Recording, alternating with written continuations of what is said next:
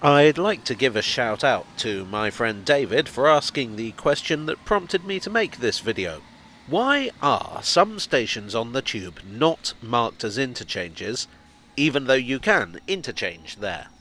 The specific example that a lot of people seem curious about is why Gloucester Road isn't listed as an interchange on the tube map, when other nearby stations like Barons Court, Earls Court and South Kensington are.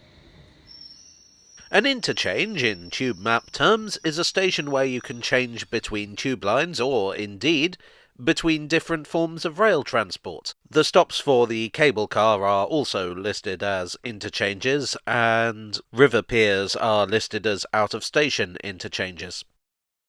Interchanges are marked with a black circle. Ordinary stations are marked with a sort of nubbin. There are also, as I mentioned just now, out-of-station interchanges, where two stations are close enough that for fare purposes they're considered an interchange. Like, say, White City and Wood Lane, or Hammersmith and Hammersmith. Turnham Green is listed as an interchange, even though, for most of the day, it's only used by District Line trains.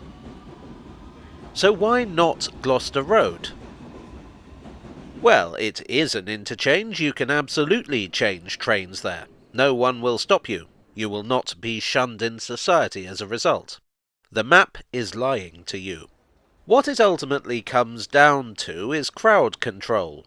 Changing trains is a bit of a headache from a crowd control point of view, as you'll know if you've ever changed trains at a really busy station like Green Park or Bank. TfL like to route passengers to stations that are best able to handle crowds. When it comes to the District and Piccadilly joint stations, it's really a question of history.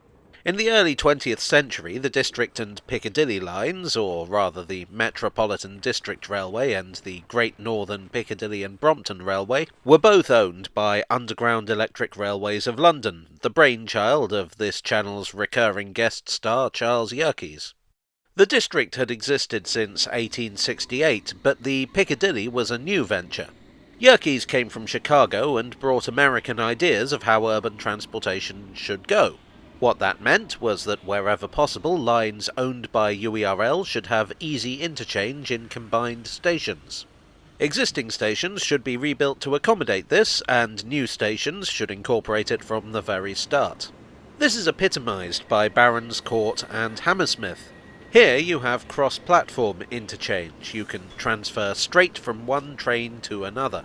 The distance between trains is just a few metres, or in imperial measurements, 16 ounces. If you're really lucky, you can go straight from one train to another, making the change in seconds.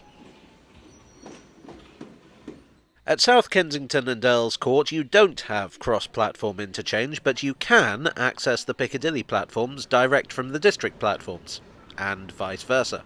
Gloucester Road is poorly equipped to handle interchanges. It has no escalator, only lifts. To get from one platform to another, you have to go up and then down again. This was a fairly minimal issue in the early 20th century, when ridership on the tube was much lower and society as a whole was less enlightened vis-à-vis mobility issues. These days, though, when the tube is handling crowds that Yerkes could only dream of, it's not a good idea to route large numbers of passengers through Gloucester Road.